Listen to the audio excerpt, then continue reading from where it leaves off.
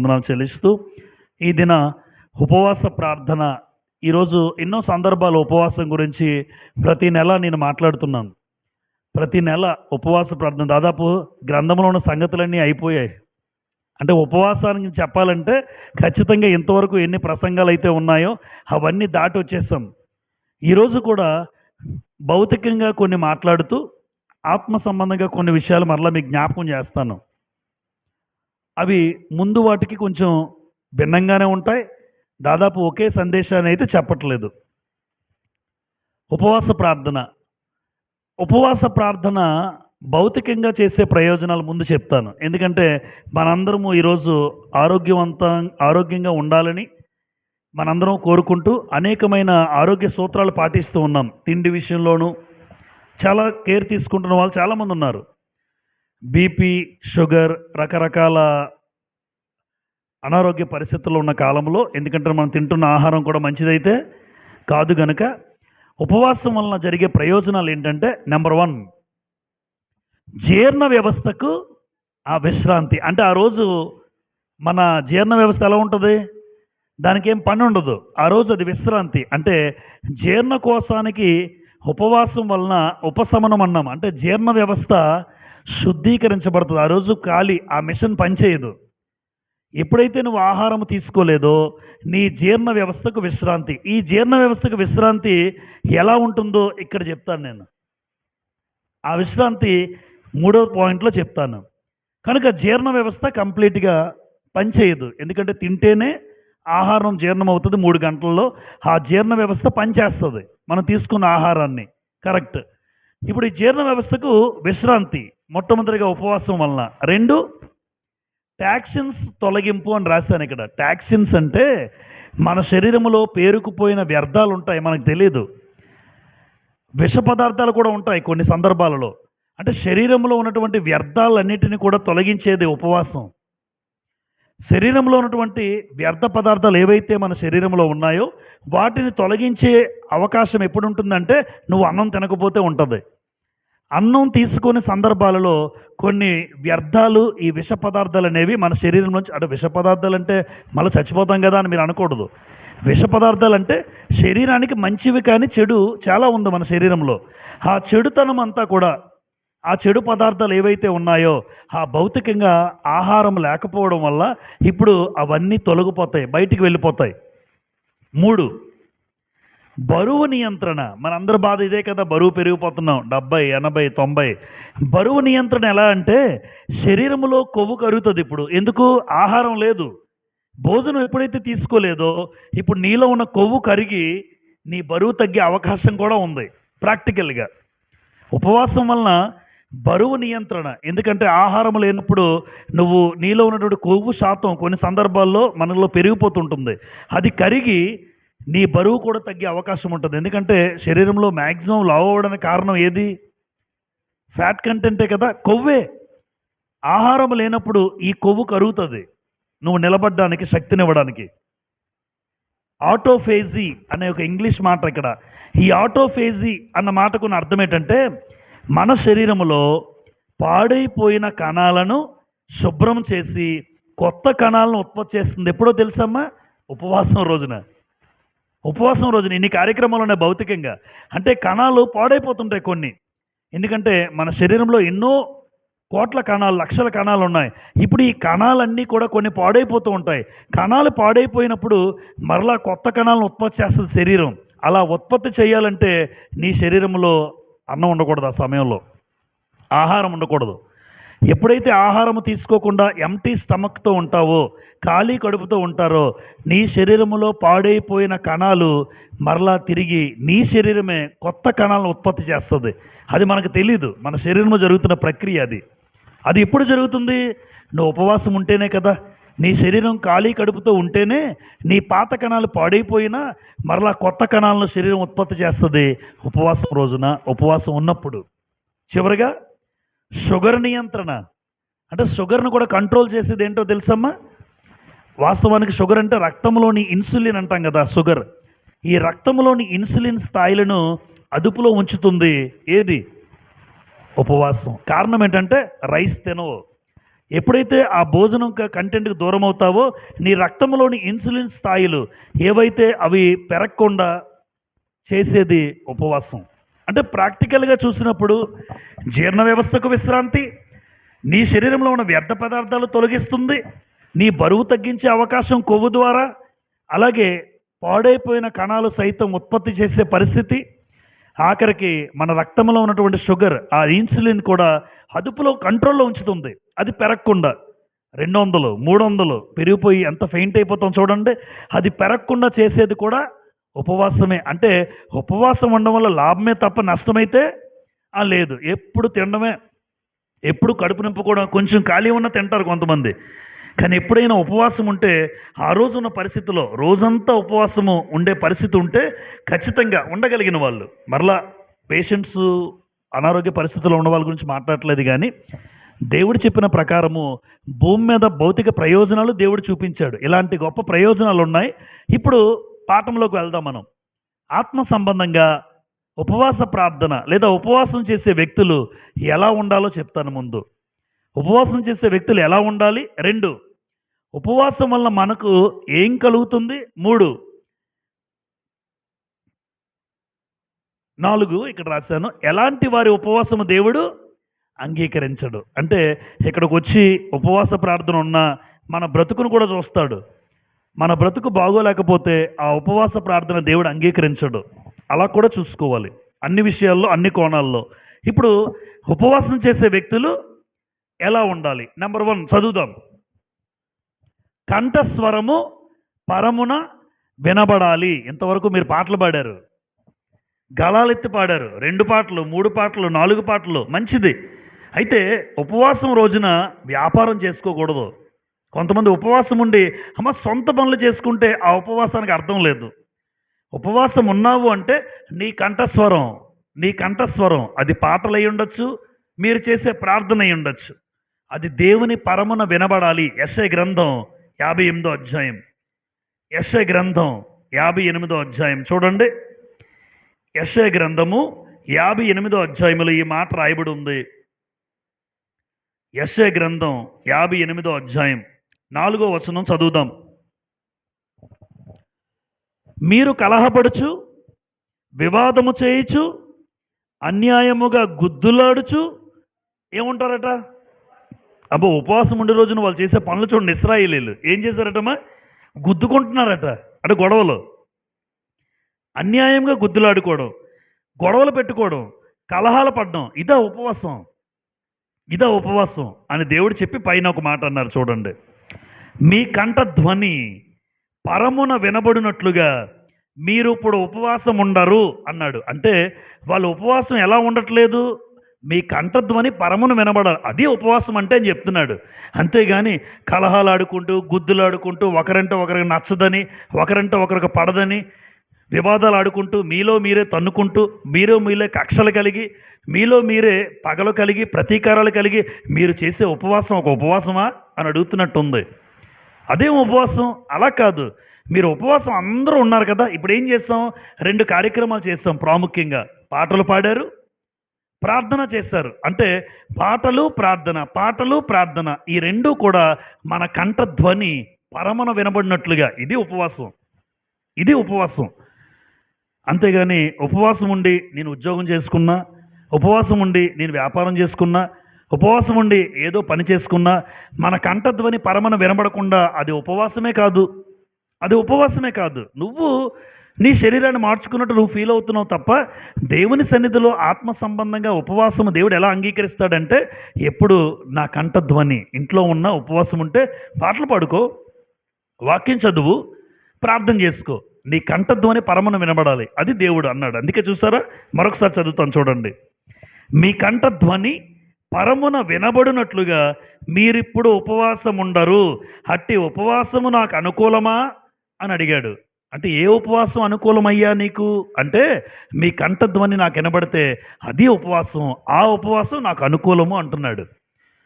అంతేగాని మీలో ఉన్నటువంటి కక్షలు, కలహాలు, గొడవలు, కోపాలు ఇవన్నీ పెట్టుకొని మీరు ఉపవాసం ఉంటున్నారు, కానీ ఆ ఉపవాసం నాకు ఇష్టం లేదు అంటున్నాడు.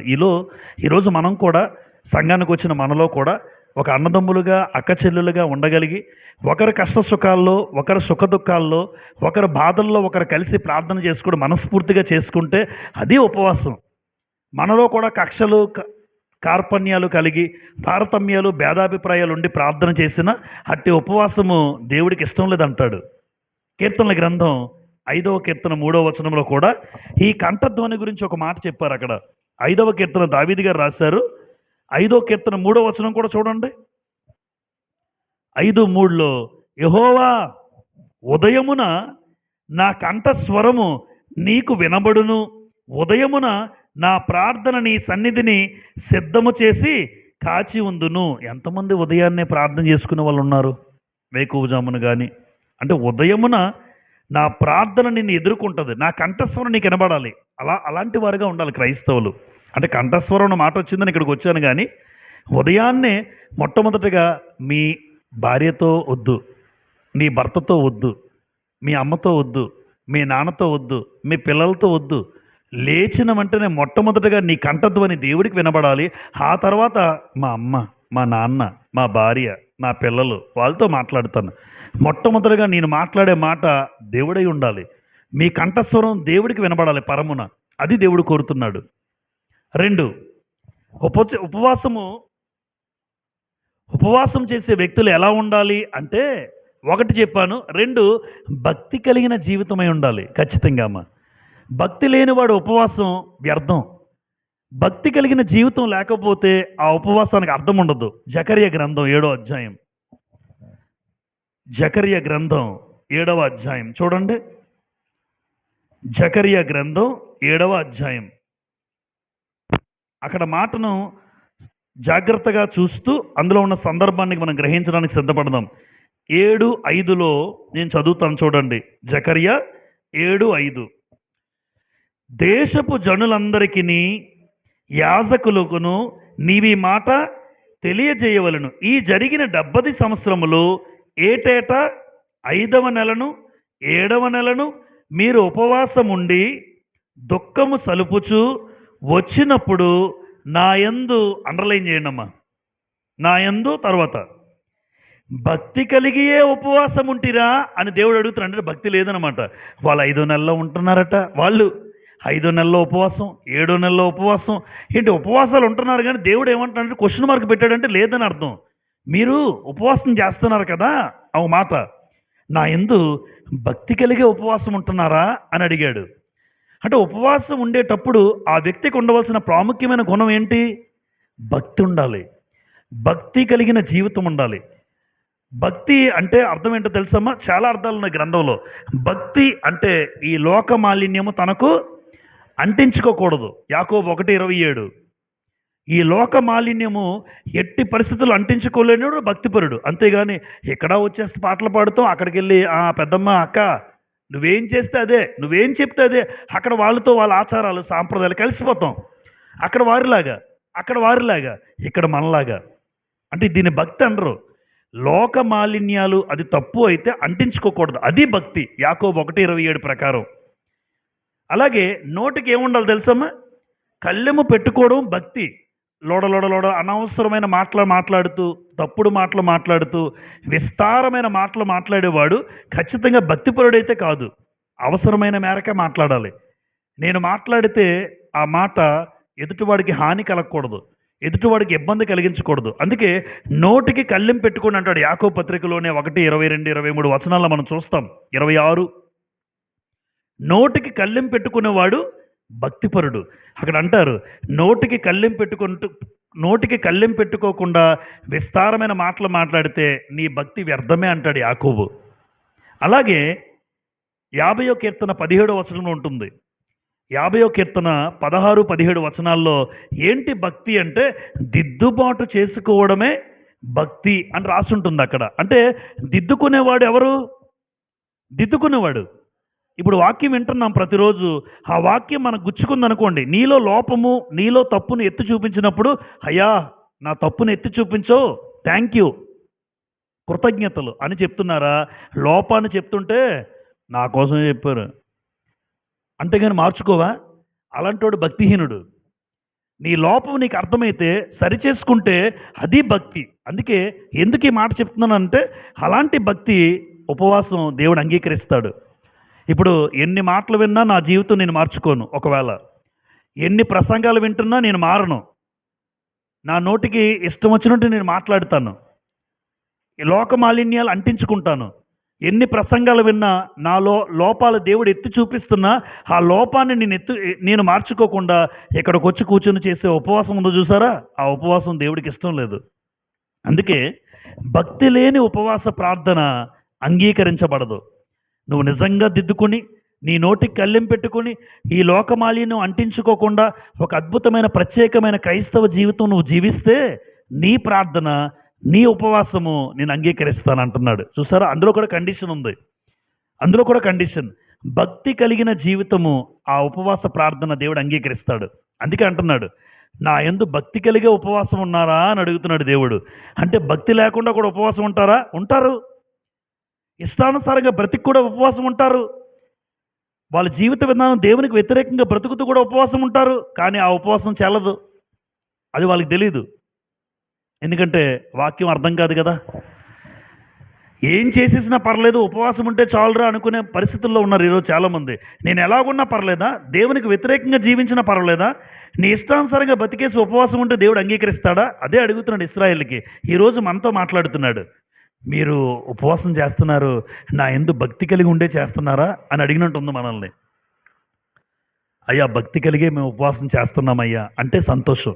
భక్తి లేకుండా ఉపవాసం చేస్తే నీ ఉపవాసం నాకు వద్దంటాడు. కనుక ఉపవాసం చేసే వ్యక్తులు కంఠస్వరము పైకి కనబడాలి, ఆయన పరమను వినబడాలి. అలాంటి ఉపవాసం మీరు అంగీకరిస్తాను. రెండు, ఉపవాసం చేసే వ్యక్తి ఆ వ్యక్తి ఖచ్చితంగా భక్తి కలిగిన జీవితం జీవించి ఉండాలి. భక్తి లేనోడు, భక్తిహీనుడు ఉపవాస ప్రార్థనకి చేసిన ఆ ప్రార్థన కేవలం ఉపవాసం ఉన్నాం అంతే, దేవుడు అంగీకరించే పరిస్థితి అయితే ఉండదు. రెండు, మూడు, ఉపవాసం వల్ల మనకేం కలుగుతుంది? ఉపవాసం వలన మనకేం కలుగుతుంది అంటే మానసిక ఏకాగ్రత కలుగుతుంది. ఇది మనకు కనబడదు. జాగ్రత్తగా మీరు ఆలోచిస్తే ఉపవాసం వల్ల మనకేం కలుగుతుంది అంటే జీర్ణ వ్యవస్థకు విశ్రాంతి అని చెప్పాను. జీర్ణ వ్యవస్థకు విశ్రాంతి అంటే ఆ రోజు జీర్ణాశయం పనిచేయదు. ఎందుకు? నువ్వు తింటేనే కదా పని చేయాలి. నువ్వు తినలేదు కనుక నీ జీర్ణ వ్యవస్థకు కంప్లీట్ రెస్ట్ పొజిషన్లో ఉంటుంది, అది పనిచేయదు. ఇప్పుడు అమ్మ, ఏదైనా మన జీవితంలో లేదా మన శరీరంలో జీర్ణ వ్యవస్థ ఉంటుంది, అస్థిపంజర వ్యవస్థ ఉంది, రకరకాల వ్యవస్థలు, మూత్రపిండాలు ఉంటాయి. ఇవన్నిటికీ కూడా ఏ పని ఆ పని చేస్తుంటాయి. మన శరీరంలో ఊపిరితిత్తులు ఉంటాయి, శ్వాస వ్యవస్థ అంటారు, కొన్ని వ్యవస్థలు ఉన్నాయి. శ్వాస వ్యవస్థని, అస్థిపంజర వ్యవస్థని, జీర్ణ వ్యవస్థని, ఈ వ్యవస్థలన్నీ పనిచేయాలంటే శక్తి ఉండాలి. ఇప్పుడు జీర్ణ వ్యవస్థకు విశ్రాంతి అంటే దానికి వెళ్ళాల్సిన శక్తి ఎక్కడికి వెళ్తుందో తెలుసా? మెదడుకి వెళ్తుంది. చాలామందికి తెలియదు. అంటే ఇప్పుడు ఇది తీసుకోదు. ఎందుకు తీసుకోదు? ఇక్కడ భోజనం ఉంటే అవకాశం ఉంది, పని చేయాలి. ఇక్కడ భోజనం లేనప్పుడు ఇక్కడ శక్తి కూడా మెదడు ఉపయోగించుకొని మెదడు చురుగ్గా పనిచేస్తుంది. మెదడు చాలా చురుకుదనం పొందుకుంటుంది. మెదడు చురుగ్గా పనిచేస్తే ఆ వ్యక్తికి దేవుని మీద ఏకాగ్రత పెరుగుతుంది. అది దాని బ్యాక్గ్రౌండ్ ఉద్దేశం. ఉపవాసం ఉండే వ్యక్తి యొక్క దానికి ఉద్దేశం ఏంటంటే మానసికంగా దేవుని మీద మనస్సు పెట్టగలడు, మానసికంగా దేవుని మీద ఏకాగ్రత పెరుగుతుంది. ఎందుకు? ఈ మిషన్ పనిచేయదు, దీని శక్తి కూడా మెదడే తీసుకుంటుంది. అది సైన్స్. మనకి పాఠాల్లో రాస్తున్న గ్రంథాల్లో పాఠంలో కూడా రాస్తుంది. చాలామంది మనం అక్కడక్కడ చదువుకుంటాం కనుక లోతుగా మనకు అర్థం కాదు. అంటే మెదడు కూడా ఈ శక్తిని తీసుకుంటే మెదడు చురుగ్గా పనిచేస్తుంది. దేవుని పట్ల మానసికంగా ఏకాగ్రతతో దైవ చింతన కలిగి మనం ఉపవాసం వలన ప్రార్థనలో ఉండగలం. కనుక ఉపవాసం వలన ఏం కలుగుతుంది అంటే నీ జీర్ణ వ్యవస్థకు ఖర్చు పెట్టవలసిన శక్తి అగా రాశాను. నీ జీర్ణ వ్యవస్థ ఖాళీగా ఉంది, ఇప్పుడు పని చేయదు. ఆ జీర్ణ వ్యవస్థకు పని చేయాలంటే శక్తి ఉండాలి. కానీ ఇప్పుడు అది పని చేయట్లేదు కాబట్టి దాని శక్తి కూడా మెదడు తీసుకుంటుంది. నీ మెదడు చాలా చురుగ్గా పనిచేసి దేవుని మీద ఆసక్తి, దేవుని మీద దృష్టి, దేవుని మీద ఏకాగ్రత పెట్టే పరిస్థితిని మెదడు మనకిస్తుంది. ఇది మొట్టమొదటిది. ఒక రకంగా ఇంద్రియ నిగ్రహం అనాలి దాన్ని. 2 తిమోతి పత్రిక 1:7 ఈ మాట ఉంటుంది. 2 తిమోతి 1:7 దేవుడు మనకి ఇంద్రియాలు ఉన్నాయి శరీరంలో.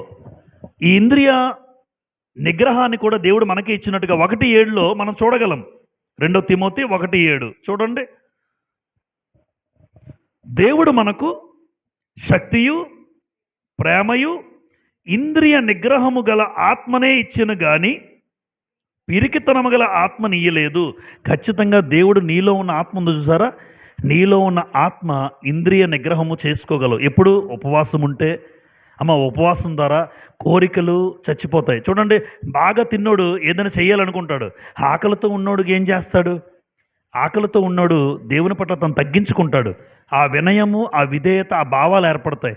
అన్నీ తిన్నాడు పుష్టిగా పడుకుని ఉంటారు. ఇప్పుడు పడుకుంటారు చాలామంది. దయచేసి ఉపవాస ప్రార్థనలు ఉన్నప్పుడు మీకు ఉద్యోగాలు ఉంటే పర్వాలేదు, అనారోగ్యం ఉంటే పర్లేదు, అంతేగాని దుప్పట కప్పుకొని పడుకునే పరిస్థితి నాకు మీకు రాకూడదు. ఉపవాస ప్రార్థన సంఘంలో మెన్షన్ చేసినప్పుడు, అనౌన్స్మెంట్ ఉన్నప్పుడు ఖాళీగా నేనైతే పడుకోకూడదు. ఉంటే నాకు జబ్బైనా ఉండాలి, లేదా అనారోగ్య పరిస్థితుల్లో నేను ఉండాలి, రాలేని స్థితిలో నేను ఉండాలి, లేదంటే మీరు చేసుకున్న షిఫ్ట్లు డ్యూటీలు కనుక వాటి బట్టేనే ఉండాలి. అంతేగాని దుప్పట కప్పును పడుకునే పరిస్థితి నాకు రాకూడదు. ఆ స్థితి నాకు రాకూడదు.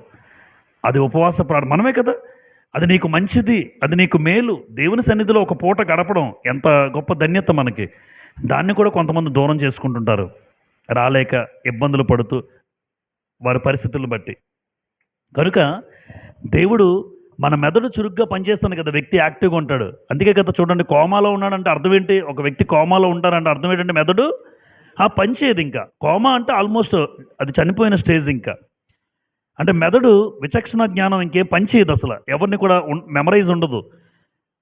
ఆ మెదడు ఉన్నటువంటి స్థితిలో చురుగ్గా పనిచేయకూడదు. ఉపవాసం ద్వారా కూడా ఈ మెదడు పనిచేస్తుంది అనమాట. అది చెప్తున్నాడు. ఈ శక్తిని కూడా మెదడే తీసుకుంటుంది. కావాలంటే మీరు ఏ పుస్తకాలను వెరిఫై చేయండి సైన్స్లో. ఆ జీర్ణక్రియ, ఆ జీర్ణ వ్యవస్థ ఎప్పుడైతే రెస్ట్ పొజిషన్లో ఉందో ఆ శక్తి దానికి వెళ్ళదు కనుక ఆ శక్తి కూడా మెదడే తీసుకుని మెదడు చాలా చురుగ్గా పనిచేస్తే చాలా యాక్టివ్గా ఉంటారు మీరు. చాలా అద్భుతంగా మనం దేవుని మీద కాన్సన్ట్రేషన్గా, ఏకాగ్రతగా దేవుని మీద దృష్టి పెట్టుకుని ఆ ఉపవాసం ద్వారా దేవుని సన్నిధికి మనం ఎంత దగ్గర కాగలం. 2, దేవుని యందు దీనత్వము, పశ్చాత్తాపము దేని వల్ల కలుగుతాయి? ఉపవాసం వలన దేవుని యందు మనకు దీనత్వం వస్తుంది అన్నాడు. 35వ కీర్తన చూడండి ఒకసారి. కీర్తనల గ్రంథం 35వ కీర్తన. కీర్తనల గ్రంథం 35వ కీర్తన. కీర్తనల గ్రంథం 35 దావీదు గారు రాసిన కీర్తనే. 13 చదువుతాను నేను. వారు వ్యాధితో ఉన్నప్పుడు గోనె పట్ట కట్టుకుంటుని, ఉపవాసము చేత నా ప్రాణమును ఆయాసపరచుకుంటుని, అయినను నా ప్రార్థన నా ఎదలోనికి తిరిగి వచ్చి ఉన్నది. ఇక్కడ ఉపవాసము చేత నా ప్రాణమును ఏం చేసుకుంటున్నాడు అన్నాడు దావీదు గారు? ఆయాసపరుచుకుంటున్నాడు. అంటే ఉపవాసమునందు దావీదు ఎందుకు ఆయాసపరుచుకుంటున్నాడంటే, నాకు దీనత్వం కావాలి, తగ్గింపు కావాలి. ఉపవాస ప్రార్థనలో ఉన్నటువంటి తగ్గింపు మరెక్కడ ఉండదమ్మా. ఉపవాస ప్రార్థనలో ఉంటేనే మన జీవితంలో ఆ వినయము, విధేయత, దీనత్వము, తగ్గింపు అనేవి వస్తాయి ఖచ్చితంగా. అందుకే దావీదు ఎందుకు ఆయాసపరుచుకుంటున్నాడంటే, దేవుని యందు తగ్గింపు రావాలి, నాకు ఆ దీనత్వం నేను పొందుకోవాలి, నేను చేసిన తప్పిదాలకు, పాపాలకు పశ్చాత్తాపం కలగాలి. ఆ పశ్చాత్తాపం కలగాలన్నా, దీనత్వం పొందాలన్నా ఆ వ్యక్తి జీవితంలో అది పొందుకునేది ఉపవాసం ద్వారా మాత్రమే. ఉపవాసం ద్వారా మాత్రమే. యేసుప్రభు కూడా ఎన్ని రోజులు ఉపవాసం ఉన్నారు? 40 దినాలు. 40 దినాలు ఉపవాసం ఉన్న ఎంత ఆకలితో ఉంటాడో చూడండి. అయినా సరే ఎంతగా తను తగ్గించుకున్నాడో తన జీవితంలో. మత్తయి సువార్త 4వ అధ్యాయం చదివినా, లోకాసు సువార్త 4వ అధ్యాయం చదివినా, యేసుప్రభు అరణ్యములో ఆ అపవాది కొనుపోబడిన తర్వాత అక్కడ అద్భుతమైన మాటలు మాట్లాడతాడు. అపవాదికి యేసుప్రభుకు మధ్య సంభాషణ. ఎక్కడ తను హెచ్చించుకోడు, ఎక్కడా హెచ్చించుకోడు, దేవుణ్ణే హెచ్చిస్తూ ఉంటాడు తన జీవితంలో. అంటే హెచ్చించుకునే స్థితి రాదు ఉపవాసం ద్వారా. ఎప్పుడు తగ్గించుకుంటాం మన జీవితాలని. ఉపవాసము అంత ప్రాముఖ్యం. ఎప్పుడు తగ్గింపు జీవితం కలిగి దేవునికి లోబడి మనల్ని తగ్గించుకుంటాం, దేవుణ్ణి హెచ్చిస్తూ ఉంటాం మన జీవితంలో. ఆ లోబడే తత్వం, వినయము, విధేయత కలిగేది దావీదు నేర్పిస్తున్నాడు. ఆయాసం ఎందుకు అంటే, నేను నీకు తగ్గి ఉండాలయ్యా. ఒక రాజుగా మాట్లాడట్లేదు. రాజుగా నాకు గర్వం ఉంటుంది, కానీ రాజు కాదు, నీ సన్నిధిలో ఎప్పుడు ఒక దీనుడిగా ఉండాలని దావీదు ఇష్టపడ్డాడు. అందుకే దావీదు తన జీవితంలో దీనత్వాన్ని ప్రదర్శిస్తూ ఆయాసపరుచుకుంటుంటాడు దేహాన్ని. దేని ద్వారా? ఉపవాసము ద్వారా. కనుక ఉపవాసం వల్ల మనకు కలిగే ఇంకో 2 పరిస్థితులు మీకు తెలియజేశాను. చివరగా ఎలాంటి వారి ఉపవాసము దేవుడు అంగీకరించడు, ఇది ప్రాముఖ్యం. ఎందుకు అంటే ఇక్కడ అందరం కూర్చున్నాం. ఇప్పుడు నేను కూడా ఉపవాసం ఉండి వచ్చాము. ఈ ఉపవాసము ద్వారా దేవుడు నా ప్రార్థన అంగీకరిస్తాడా? అంగీకరిస్తే నాకు సంతోషం. లేదంటే ఇక్కడికి వచ్చి నేను ఎంతసేపు కూర్చుని 4 గంటలు 5 గంటలు వృధా. కాబట్టి ఎలాంటి వారి ఉపవాసం దేవుడు అంగీకరించడు అంటే, ఏ వ్యక్తులైతే ఒక విశ్వాసులైతే వారి ఇచ్చ కొరకు ఇష్టానుసారంగా నడుస్తూ నీవు ఉండే ఉపవాసం దేవునికి నచ్చదు అని రాశాను. అంటే ఇచ్చలు అంటే ఏంటమ్మా? కోరికలు. ప్రతి మనిషికి ఇచ్చలుంటాయి, ప్రతి మనిషికి కోరికలు ఉంటాయి, తప్పులేదు. కానీ ఆ కోరిక మంచిదా చెడ్డదా అని ఆలోచించే జ్ఞానం మాత్రం నాకు ఉండాలి. ఏదో నా మనసుకు నచ్చేసింది చేసేస్తాను అనకూడదు. నువ్వు క్రైస్తవుడివి, నువ్వు ఒక విశ్వాసువి. నాకు నచ్చిందండి చూసేస్తాను సినిమా, ఉపవాస ప్రార్థన కూడా వచ్చేస్తావా? వచ్చేస్తాను. నీకు నచ్చింది, నీ కోరిక నెరవేర్చుకున్నావు, ఇక్కడికి వచ్చి ఉపవాసం చేస్తున్నావు, నాకు నచ్చలేదు అంటాడు దేవుడు. ఎందుకు? అది ఇష్టం లేదు కదా, అది చంపుకొని ఉపవాసం చెయ్యి. ఎందుకు?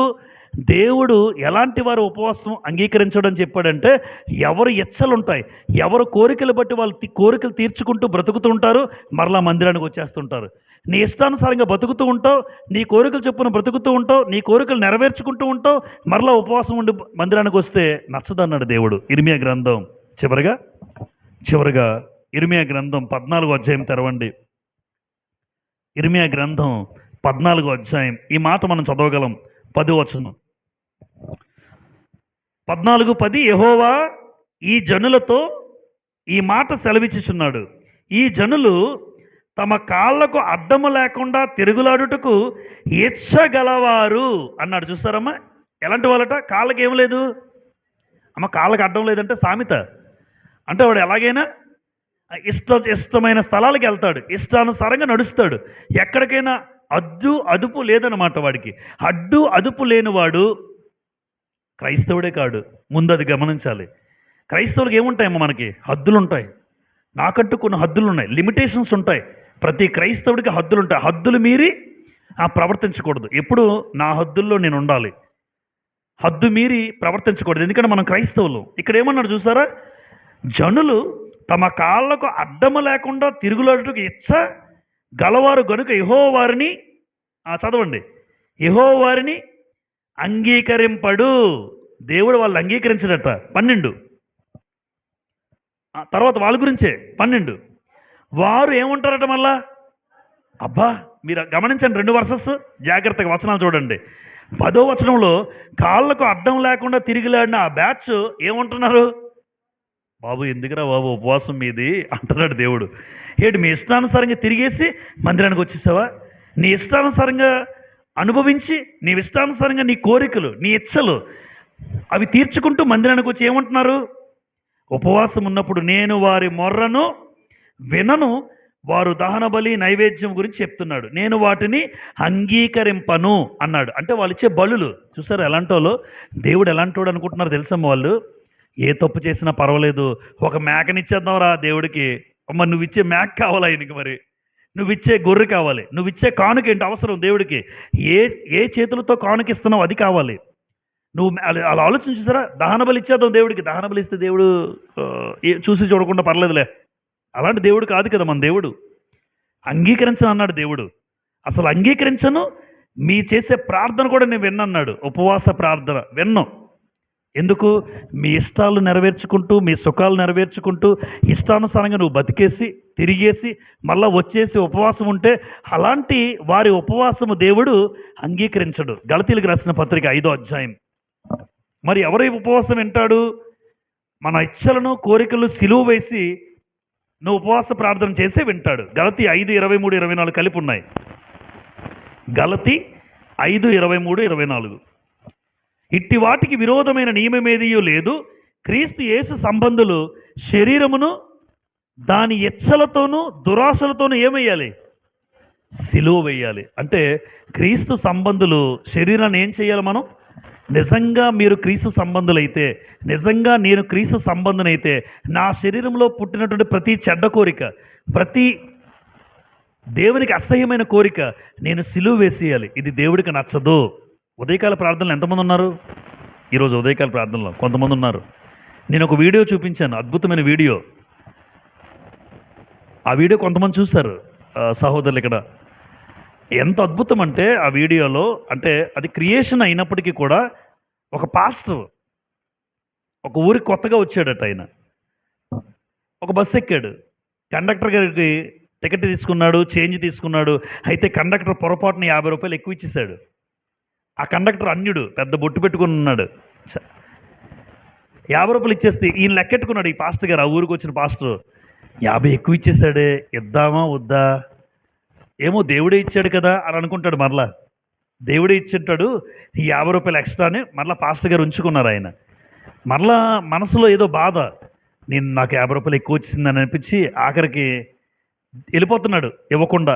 మరలా ఎందుకు మనసొప్పక తిరిగి వచ్చి, సార్ మీరు నాకు ఒక ₹50 ఎక్కువ ఇచ్చారండి, పొరపాటున మీరు ₹50 నాకు ఎక్కువ ఇచ్చేసారు అంటున్నాడు. ఆయన ఏమన్నాడు తెలుసా కండక్టర్ అమ్మ, నేను కావాలని ఇచ్చాను, మీరు ఈ ఊరికి వచ్చిన కొత్తగా పాస్టర్ అని విన్నాను, నేను మీ చర్చికి రావాలనుకుంటున్నాను, మీరు ఎలాంటి వాళ్ళో చూద్దామని నేనే ఒక ₹50 ఎక్కువ ఇచ్చాను అన్నాడు. అప్పుడు కిందకి దిగుతూ, ఆ ₹50 కనుక తీసుకుంటే ఒక ఆత్మ రక్షించబడినా ఆ వ్యక్తి మారుతాడు, సంఘానికి వెళ్తాడు. నేను రావాలనుకుంటున్నాను, ఒక పాస్టర్ ఈ ఊరికి వచ్చాడంటే ఒకసారి నీ జీవితం చూద్దాం అనుకుంటు, చూసారు కావాలని ₹50 ఎక్కువ ఇచ్చాడు, తీసుకుని వెళ్ళిపోయి ఉంటే అరే పాస్టర్లు అందరూ ఇలాగే ఉంటారు అనుకుంటాడు కదా. అంటాడు, వెళ్ళి ఆ ₹50 ఇచ్చి, దేవునికి ఇష్టం లేని పని నేను చెయ్యను అంటాడు. ఒక మాట అంటాడు ఆయన, అదే మాట గురించి చెప్పేది అంతా కూడా, దేవునికి నచ్చని పని నేను చెయ్యను. ఇప్పుడు ఈ ₹50 తీసుకోవడం దేవుడికి నచ్చదు, అందుకోసం నేను తీసుకోలేదు అంటున్నాడు. ఇప్పుడు కూడా మనం ఎలాంటి వారు ఉపవాసం దేవుడు అంగీకరించడంటే, దేవునికి నచ్చనిది నేను చెయ్యను, నా శరీరాన్ని సిలువ వేసుకుంటాను, దేవుడికి నచ్చలేని పని నా శరీరంతో నేను చేయకూడదు. అలా చేసి నేను ఉపవాసం ఉన్న ఆ ప్రార్థన దేవుడు వినడు. కనుక భౌతికమైన ప్రయోజనాలు ఎన్నో ఉన్నాయి. ఆత్మ సంబంధంగా ఉపవాసం చేసే వ్యక్తులు ఎలా ఉండాలో మీకు చెప్పాను. దానివల్ల మనకి ఏం కలుగుతుందో తెలియజేశాను. ఇది చాలా ప్రాముఖ్యం. ఎందుకు అంటే, నేను నా శరీరాన్ని ఇచ్చలకు ఇస్తూ ఉపవాసం ఉంటే, ఇష్టానుసారంగా కోరికలు తీర్చుకుంటూ తప్పుడు కార్యక్రమాలు చేస్తూ దేవుడికి వ్యతిరేకంగా బ్రతుకుతూ ఉపవాసం ఉంటే, ఆ ఉపవాస ప్రార్థన దేవుడు వినడు, దేవుడు అంగీకరించడు. దయచేసి అలాంటి ప్రార్థన మనం చేయకుండా దేవుడు చెప్పిన మాటలు బట్టి ఒక భక్తి కలిగిన జీవితం జీవిస్తూ ఉపవాసం ఉండాలని నన్ను నేను హెచ్చరించుకుంటూ మీకు మనవి చేస్తూ ఉన్నాను. అందరికీ హృదయపూర్వకమైన వందనాలు చెల్లిస్తూ ముగింపు ప్రార్థన చేసుకుందాం.